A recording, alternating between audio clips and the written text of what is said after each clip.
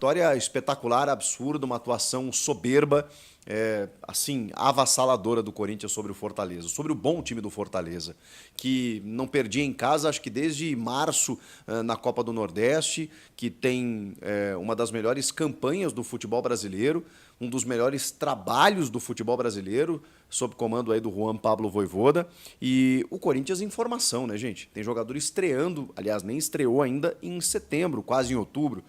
O Carrillo tem 2 jogos, outros jogadores chegaram a pouco mais de 10, 15 jogos, aí André Ramalho, Hugo Souza, os caras chegaram agora há pouco. Um time em formação ainda. Então não dá para comparar os trabalhos, a expectativa, as campanhas no Campeonato Brasileiro. E mesmo assim, é nítido que o Corinthians das Copas, eu quero morar no Corinthians das Copas. Que coisa maravilhosa. O time joga com uma leveza, uma tranquilidade, acho que sem pressão, e simplesmente vai derrubando adversários 1 a 1.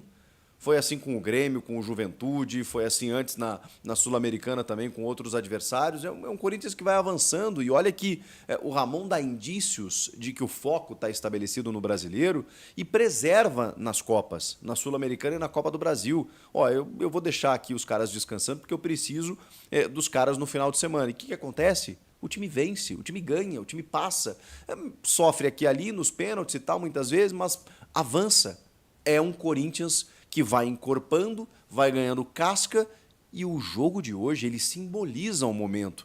Ele simboliza um Corinthians muito melhor, sem ser o titular. Um time que, teoricamente, poderia mostrar um desentrosamento, abandonando a linha de 3 e não tendo algumas das figuras mais emblemáticas do Corinthians 2024. André Ramalho, Rodrigo Garro, esses caras não jogaram. O Garro até entrou no segundo tempo, o André Ramalho ficou na casinha.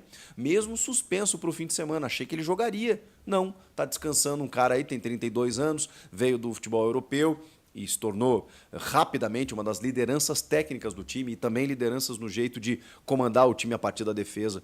Mas, gente, um Corinthians assim que teve Félix Torres e Kaká na defesa, e eu assustei, porque eles têm uma dificuldade às vezes com a bola, né? O Félix Torres e o Kaká. Eles deram conta do recado. O Fagner foi escalado na direita e o Fagner joga muita bola, né? A gente sabe disso. No finalzinho saiu para a entrada do Mateuzinho.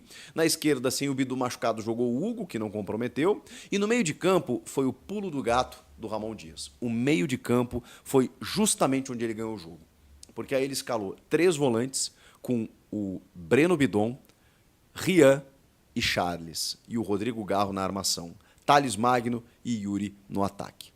Esse meio de campo, ele tem marcação, ele tem combate e ele tem bola no pé.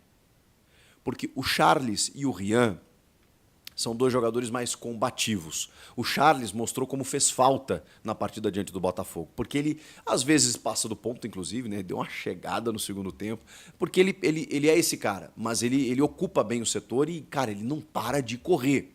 O Rian, num recorte passado, quando ele estava tendo sequência, ele estava meio afobado, estava errando alguns passes. Ele estava zen no jogo de hoje. Estava zen, ele deu até chapéu. Ele estava assim, cara, muito tranquilo no jogo. E foi muito importante ali no setor. E o Breno Bidon, cara, eu não sei mais o que falar desse moleque. Porque eu fiz um vídeo recente, inclusive, sobre o Breno Bidon. Que eu não entendo ele na reserva. Não entendo como o Ramon Dias deixou o moleque na casinha tanto tempo. Ele estava tendo uma sequência com o Antônio, chega o Ramon, não, eu preciso dos experientes. Mas que cara pálida experiente. Você já viu esse moleque jogar? Ele parece que ele tem 102 anos. Parece que ele tem a maturidade de um ancião. Esse moleque é diferente. A palavra de Antônio Oliveira, ela resume o que é Breno Bidon. Ele é um diamante. Cuidem desse moleque. Pelo amor de Deus. O que precisa acontecer para o Breno Bidon mostrar que ele tem capacidade? Gente, ele jogou com uma soberania, com uma tranquilidade, dando drible, cabeça erguida, mapeando o jogo. Esse é o Breno Bidon, cara. Pelo amor de Deus, o Breno Bidon, ele tem que jogar, ele tem que ter sequência. Talvez não tenha que ser titular todos os jogos, tá bem. Ok, o Alex Santana vai voltar, estava muito bem antes de sair, mas ele joga demais esse moleque, pelo amor de Deus. Deem sequência para esse cara. E aí, quando o Breno Bidon avança um pouquinho Porque no posicionamento dele ele estava realmente mais avançado, e aí ele encosta no Igor Coronado. O Igor Coronado é masterclass. O Igor Coronado é refino puro. Ele é esse jogador. Ele sofreu muito quando chegou ao Corinthians por dois fatores. Um, porque um diretor financeiro resolveu dizer quanto que ele custava, e isso aumenta a expectativa do torcedor lá em cima. Não, peraí, o cara ganha isso? Ah, não, então ele vai ter que resolver todos os jogos, ele é o novo Messi. Quando, na verdade, não é bem assim. E é o custo do cara, ele veio de outro mercado, o Corinthians paga isso para vários atletas do mercado, do time. O Yuri Alberto ganha isso também, mas não, o Coronado ganhou esse carimbo, que ele tinha que decidir todos os jogos pelo que ele custava. E depois a questão física atrapalhou.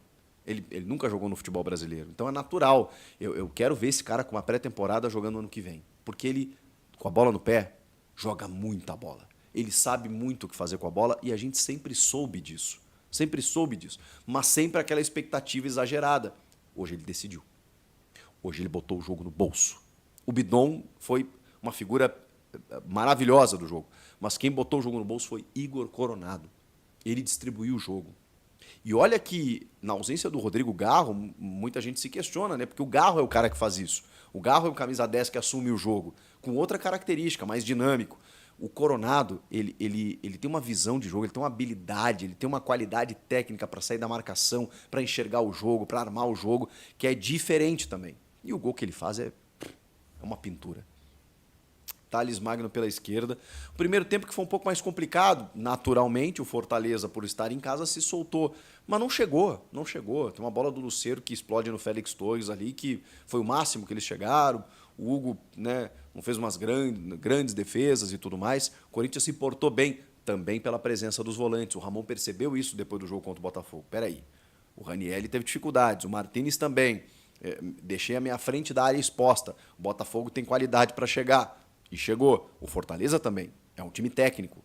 Então, ele protegeu a frente da sua área e botou dois zagueiros que são até rápidos, né? O Félix Torres e o Kaká, eles se atrapalham um pouco com a bola, mas eles são ágeis. Rápidos talvez não seja o termo. Ágeis, né? Eles têm um pouco mais agilidade nos movimentos. Mas o Gustavo Henrique, para mim, está crescendo muito e o André Ramalho é titularíssimo. Então, não sei como é que o Ramon vai fazer essa defesa aí. Vamos ver.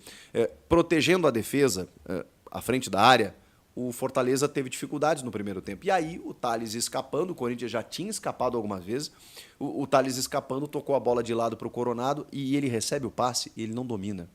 Ele deixa a bola se apresentar no ponto em que ele quer fazer o chute e aí ele chuta no ângulo do João Ricardo que nada pôde fazer. Um golaço, mas assim, uma pintura. Chutando de fora da área. Ele tem essa característica e ele acertou um chute maravilhoso. O Corinthians 1-0 em plena Arena Castelão contra o Fortaleza, num jogo eliminatório fantástico. Já seria maravilhoso. Vem o segundo tempo. O segundo tempo, gente, você que fiz uma figura na minha rede social, você que chegou de Marte, dormiu, o jogo foi tarde, acordou agora, vou ver o vídeo do Chico. Não vi o jogo, vi melhores momentos. Os melhores momentos talvez não digam o que foi o jogo. Eu vou dizer para você. Era papo de 4 ou 5 fácil, ao natural. O Corinthians era para ter goleado. Não goleou por preguiça, por capricho ou falta de capricho na hora da finalização. Por isso que o Corinthians não goleou o Fortaleza, porque foi o que aconteceu no segundo tempo. Fortaleza, obviamente, se expôs mais, foi para o jogo. O Vojvoda foi muito kamikaze nas trocas, inclusive numa delas tirando o zagueiro Tite e botando um volante, o Pedro Augusto ali, que eu acho ele até limitado tecnicamente para algumas questões mais combativas. Ele ficou ao lado do Kusevich na zaga. O time foi muito para frente, o Marinho entrou para ele tentar... O Breno Lopes e o Pikachu não foram bem no jogo. Ele tirou o Pochettino, que era o cara que estava armando o jogo também, para abrir pontas, para tentar alguma coisa. Não funcionou. Então, assim, o Vojvoda, dessa vez, foi péssimo. Ele não conseguiu enxergar o jogo e criar alternativas para o jogo. No jogo do Brasileiro, ele foi bem. Ele mexeu no segundo tempo e ganhou o jogo. Hoje ele não conseguiu. E o Ramon, por outro lado, que montou uma escalação, uma estratégia brilhante para o jogo. Quando o Fortaleza se alça, ele cede espaços. E aí o Corinthians começa a empilhar contra-ataques e chances perdidas. Aí o Yuri Alberto perde gol, o Thales Magno perde gol, o Coronado perde gol. Cara, mas assim, um atrás do outro. Que eu falava assim, caramba, pelo amor de Deus, não vão fazer o segundo. Porque aí depois, volta e meia, o Fortaleza pegava a bola, ia pro ataque, e sei lá, né? Podia acontecer. Teve uma reclamação de pênalti aqui e ali, né? Porque, cara, a bola tá circulando, né? E o Corinthians não merecia perder esse jogo, pela forma como estava jogando. Mas é futebol, né, gente? Produção ofensiva tinha que finalizar. E aí o Corinthians foi criando. O Thales Magno perdeu um gol, cara, depois de uma jogadaça do Coronado, em que o próprio Thales começa, lança o Coronado, ele dá um toquinho, tira o Tinga da jogada, tira o goleiro da jogada, a bola bate no Thales e sai. Inacreditável. O Yuri pega pela direita vários lances, só que, cara, o Yuri merece um capítulo. O Yuri Alberto, ele tenta, pra caramba. A bola chegou no pé dele, no primeiro tempo ele recebeu um lançamento, bateu nele e voltou. Tudo que o Yuri estava tentando estava dando errado. Ele tentava um passe e batia na defesa. Ele buscava um chute e o goleiro pegava. Ele não estava conseguindo. Ele estava buscando o jogo, claro. O Yuri a gente conhece. O Yuri ele não se entrega tão facilmente assim. Ele tenta, ele insiste. Mas ele estava errando tudo. E aí começou a dar nos nervos, né? Porque falava assim, caramba, o Corinthians está precisando fazer o segundo gol. Muitas vezes a bola cai no pé do centroavante, do camisa 9, e ele não está resolvendo. E o Ramon começou a fazer suas trocas e começou a botar um pouco mais de força-tarefa no jogo, botou o Carrijo, botou Rodrigo Garro, botou o Mateuzinho na do Fagner, que deu uma cansada. E aí pensei, pô, que isso? Vai tirar o Yuri. Tira o Yuri. O Yuri chega de Yuri, bota outro jogador. Ele não tirou o Yuri. Então, assim, méritos pro Ramon. Porque eu teria tirado o Yuri. Mas o Ramon não tirou o Yuri. E aí ele foi premiado. Numa jogada que começa com ele, ponto futuro Mateuzinho chuta cruzado, o João Ricardo defende e o Yuri faz um belo gol, porque ela quica e ele dá meio que um sem pulo assim de perna esquerda no cantinho e faz o segundo gol. O segundo gol ele faz muito mais justiça ao que foi o jogo, mas ele ainda deixa o resultado barato para o Fortaleza. É um placar que, por ser fora de casa especialmente, dá uma tranquilidade muito grande para o jogo da volta. E uma enorme vantagem. O Corinthians pode perder por um gol de diferença. E pode, obviamente, vencer o jogo de novo. E vai ter o Memphis jogando. Para fechar o vídeo para falar sobre o Corinthians, terça-feira perfeita para o Timão. Vitória convincente por 2-0 contra o Fortaleza no Castelão. E eu vou te dizer que o placar real desse jogo seria ainda maior. O Thales Magno perdeu 2 chances incríveis, o Yuri Alberto também perdeu outros 2 gols. De qualquer forma, com esses 2-0, o Corinthians praticamente garantiu vaga na semifinal da Sul-Americana. Vai poder perder por um gol de diferença em casa na próxima terça-feira para assegurar a sua passagem para a semifinal. Os gols do Corinthians foram marcados por Igor Coronado aos 39 do primeiro tempo e Yuri Alberto aos 90. Esses gols, inclusive, acabaram com grandes jejuns. O Coronado não marcava há 93 dias ou 18 jogos, o Yuri Alberto não marcava há 50 dias. A última partida com gol do Yuri havia acontecido em 29 de julho. Importante contar que o Igor Coronado acabou com o jogo. Primeira grande atuação do atleta que custa 2 milhões de reais por mês. Não só pelo golaço marcado, mas por todas as jogadas, dribles, colocando seus companheiros na cara do gol. O Corinthians havia poupado alguns titulares, entre eles o Rodrigo Garro.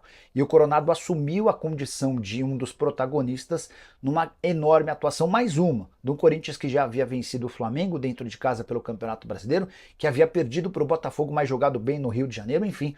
O Corinthians vem se mostrando cada vez mais capaz de salvar do rebaixamento no Brasileiro e de brigar por títulos não só na Copa do Brasil, como também na Sul-Americana. Quero contar ainda que o SBT se deu super bem com o Corinthians em campo. A emissora de Silvio Santos transmitiu a vitória alvinegra por 2-0 e ficou boa parte da etapa final como a primeira colocada na audiência. Desde os 18 minutos do segundo tempo, o SBT ultrapassou a Globo, 12 pontos na oportunidade para o SBT contra 11,9 pontos da Globo.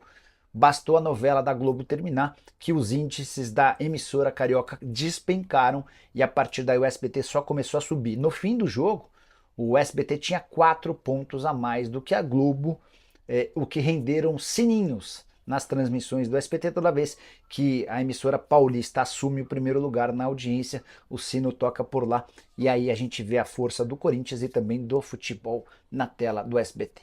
Você, o que achou sobre tudo que eu contei? Já usa o espaço para comentário. Só não esquece de deixar like, de se inscrever no canal.